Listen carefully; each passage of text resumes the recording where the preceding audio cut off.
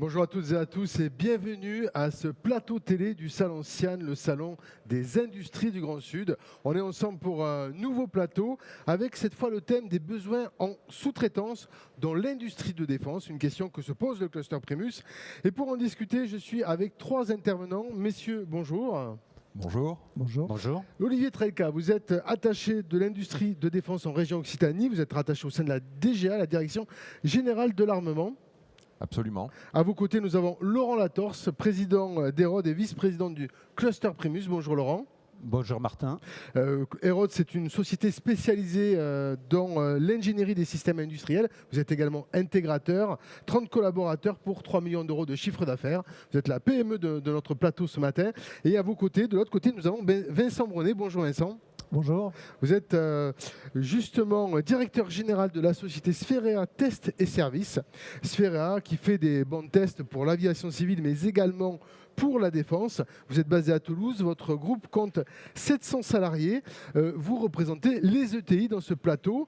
Et justement, PME et ETI, c'est l'écosystème des entreprises qui sont accompagnées par la DGA et par vous, Olivier Trelka, dans le cadre de vos fonctions au sein de l'industrie de défense.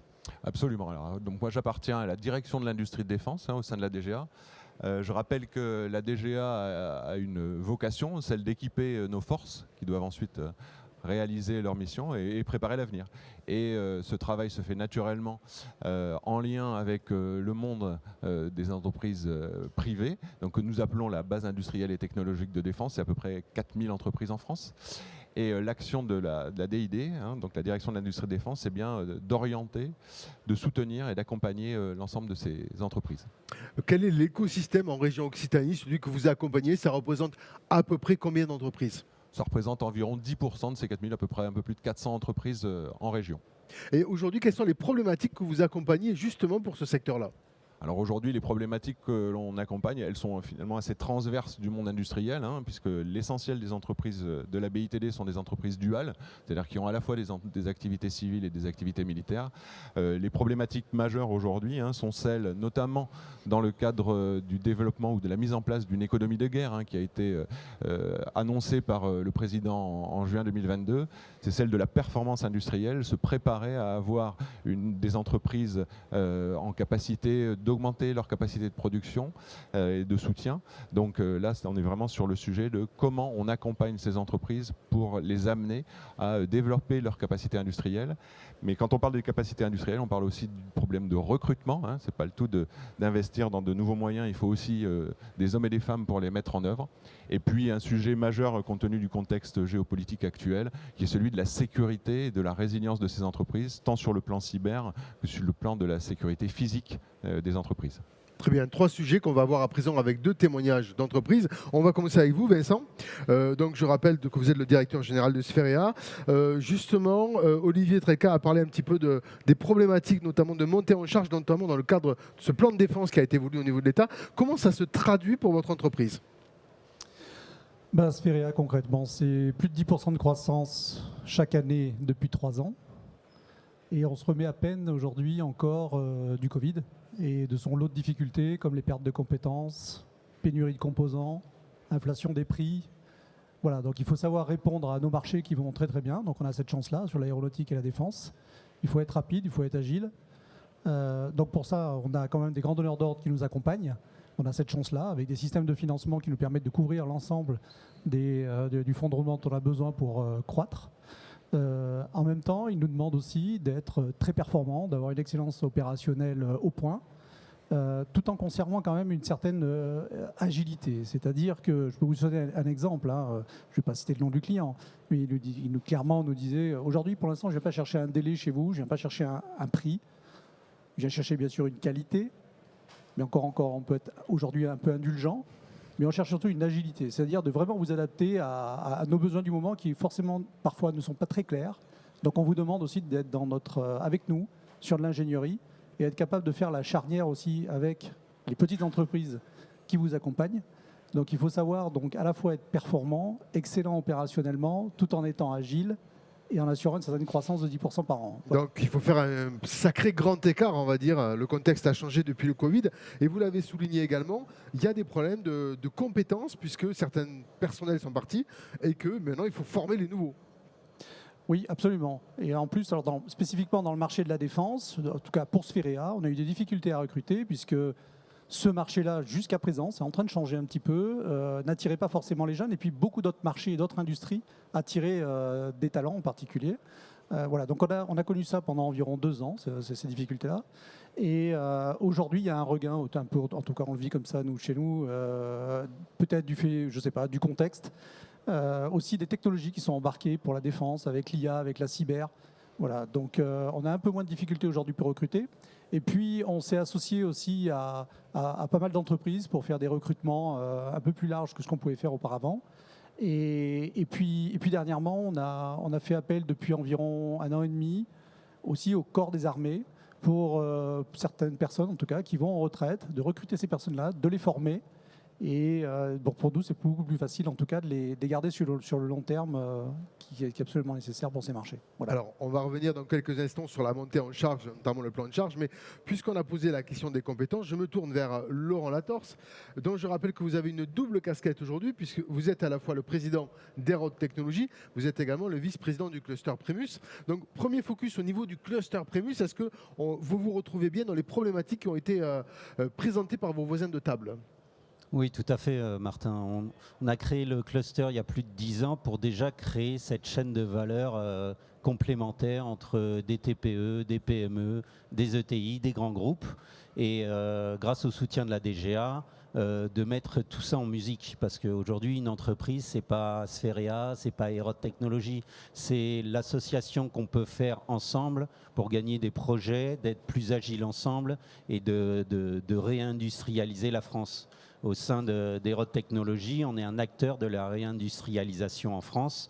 On conçoit et on fabrique des machines automatisées, robotisées, cobotisées pour pouvoir créer de l'emploi sur le territoire français. Et de notre nature de PME, on est agile, on est performant, mais tout seul, on ne vaut rien si on n'est pas accompagné par une ETI, par un grand groupe qui, eux, tirent la locomotive. D'accord. En ce qui concerne justement les problématiques de recrutement aujourd'hui, est-ce que vous-même, vous avez une trentaine de collaborateurs, c'est une question que vous vous posez ? Évidemment, comme tous, on a tous eu le Covid qui est passé par là. On a tous eu des soucis de recrutement, surtout quand vous appelez Aerod Technologies et que vous êtes inconnu du monde entier. Enfin, sauf par les clients en Chine, en Amérique du Sud. Non, mais on a eu des réelles problématiques de recrutement. Et donc, en 2023, on a créé Aerod Services avec un spécialiste de la recherche de talents où, pour nos concurrents, pour nos clients, on trouve des talents un peu partout dans le monde qui vont répondre à leurs problématiques de surcharge sur un projet ou de renforcement des équipes. Très bien. Olivier Trelka, comment est-ce que la DID, la direction de l'industrie de défense, peut accompagner ces entreprises ? Alors la DID mène depuis, la DGA d'une manière générale, la DID a été créée en début d'année, mène depuis de très nombreuses années un certain nombre d'accompagnements ou met en place un certain nombre d'accompagnements sur tous les champs de l'entreprise. Donc là, on parlait spécifiquement de la problématique du recrutement. Et donc l'idée, c'est d'avoir une approche très pragmatique et très concrète, notamment pour répondre aux besoins des plus petits. Donc sur le plan purement du recrutement, on a lancé il y a quelques semaines maintenant sur l'ensemble des acteurs de la BITD. Donc on a envoyé à 4000 entreprises en France un questionnaire dans lequel on leur demande d'exprimer aujourd'hui quelles sont les difficultés qu'ils ont, à la fois dans le recrutement, dans la formation et sur l'ensemble des fonctions de leur entreprise. L'idée est bien d'avoir une cartographie la plus précise possible pour ensuite mettre en place avec des partenaires. Je rappelle que la DGA ne travaille pas toute seule et c'est aussi une des missions qu'ont les attachés de l'industrie de défense en région avec l'ensemble des acteurs du développement économique local, de mettre en place des dispositifs communs, chacun amenant ses propres dispositifs, ses propres moyens pour soutenir les entreprises. Donc nous, on travaille naturellement en étroite relation ici avec le conseil régional, on travaille naturellement aussi avec les services de la DRETS, on travaille avec France Travail. L'idée, c'est qu'on joue un collectif, ce qui parle beaucoup en Occitanie, pour pouvoir répondre à ces besoins. Donc quand on aura fait cette cartographie, derrière on va probablement lancer des opérations de type bourse à l'emploi.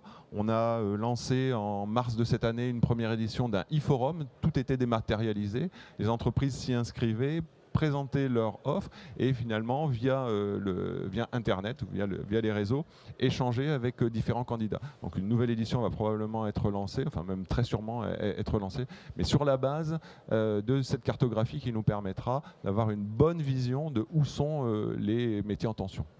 Laurent ? D'ailleurs, au sein du cluster Primus, on a un groupe de travail lié à cette problématique du recrutement. Et on a créé, jeudi, c'est la 2e édition d'un job dating avec le soutien de la DGA, puisqu'on a une convention avec la DGA qui soutient le cluster Primus. Donc la première édition a eu un fort succès et naturellement, on nous a demandé de faire une 2e édition avec des grands acteurs de la BITD, mais aussi des entreprises qui sont duales avec des activités civiles et défense. Alors on a parlé des compétences, il n'y a pas que ce problème-là aujourd'hui pour la chaîne de sous-traitance dans l'industrie de défense, il y a aussi la montée en charge. Et alors justement, Vincent Brunet, vous avez remarqué que cette montée en charge, elle est quand même significative. Alors comment on fait pour l'accompagner et pour qu'il n'y ait pas de rupture de charge ? Alors, ce qu'on essaie de faire, c'est d'anticiper le plus possible. Donc, on travaille beaucoup, très proche, en tout cas, avec nos grands donneurs d'ordre, qui nous permet aujourd'hui, en plus d'avoir, grâce à la loi de programmation militaire, d'avoir des perspectives sur plusieurs années sur différentes technologies. Donc ça, c'est un premier élément important pour nous. Ensuite, on doit sécuriser une supply chain, c'est-à-dire l'ensemble de nos achats. Et comme vous le disiez tout à l'heure, on sort du Covid avec une pénurie aussi de composants que l'on a eu. Donc aujourd'hui, on en sort juste et on a su donner un peu plus de perspective à nos fournisseurs pour eux aussi sécuriser finalement certains approvisionnements qui nous sont absolument nécessaires.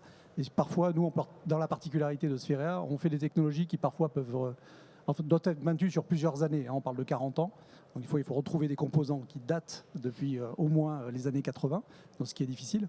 Voilà, donc avec cette perspective-là et en travaillant bien avec l'ensemble de notre chaîne de fournisseurs, on est capable déjà de sécuriser un certain approvisionnement et un certain financement associé à tout ça. Voilà. Après, il y a le sujet des compétences que vous avez évoqué. Je ne vais pas revenir dessus. Après, il y a quand même un autre élément. Il y a bien sûr la capacité à faire en nombre de personnes, mais il y a aussi de nouvelles technologies qui apparaissent. Il y a des exigences qui s'accélèrent autour de la cybersécurité. On en parle depuis bien sûr très longtemps, autour des systèmes d'information. Je parle de la partie software, mais de plus en plus, c'est embarqué dans des systèmes plutôt hardware, donc électroniques. Là, c'est un peu nouveau, ça commence vraiment à venir. Et il faut être capable de trouver les bons partenaires pour nous accompagner. Ça, c'est une des difficultés que l'on a aujourd'hui, de trouver notamment on va dire des PME qui sont capables justement de s'adapter à cette nouvelle exigence, de travailler avec nous en réseau pour cette défense justement qui d'ailleurs développe de plus en plus des technologies qui vont travailler en réseau. Et après, il y a un deuxième élément, sans en faire trop autour de l'intelligence artificielle non plus, mais ce sont des technologies qui arrivent pour s'assurer de l'intégrité de la donnée embarquée dans les systèmes. Et là aussi, il faut être capable de trouver les bons partenaires qui, au-delà d'en parler, savent vraiment faire de l'IA et du traitement de la donnée. Et ce n'est pas forcément évident. Voilà. Par contre, bon, voilà, c'est l'avantage d'être à Toulouse. On a un écosystème qui est formidable. On attire beaucoup de monde à Toulouse. Voilà, donc, en plus, avec des réseaux comme Prius, donc, on est en train de construire tout un maillage justement de partenaires qui va nous permettre de répondre à ces besoins rapidement. Très bien, et ça nous fait effectivement la transition sur les perspectives et la dernière partie qui est celle de la sécurité, notamment de la donnée, mais aussi des matériels hardware. C'est un sujet sur lequel le cluster Primus, Laurent Latorce, s'est emparé déjà depuis quelques années. Oui, tout à fait. C'est un sujet majeur, surtout dans le secteur de la défense.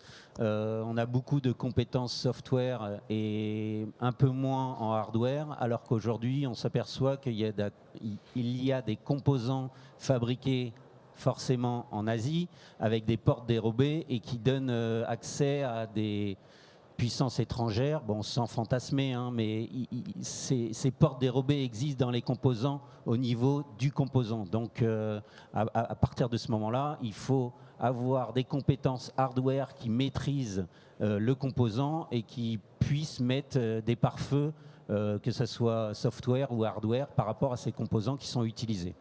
Très bien. Justement, Olivier Trelka, et ce sera le mot de la fin pour le coup, cette partie cybersécurité, sécurité des systèmes, c'est un sujet sur lequel la DGA s'est emparée depuis déjà quelques années. Vous n'êtes pas seul en région pour travailler sur ces thématiques-là. Non, absolument. Alors effectivement, la DGA, alors c'est pas parce qu'on est sur la défense, puisque le sujet de la cybersécurité était vraiment un sujet transverse de l'ensemble de notre entreprise, de nos industries.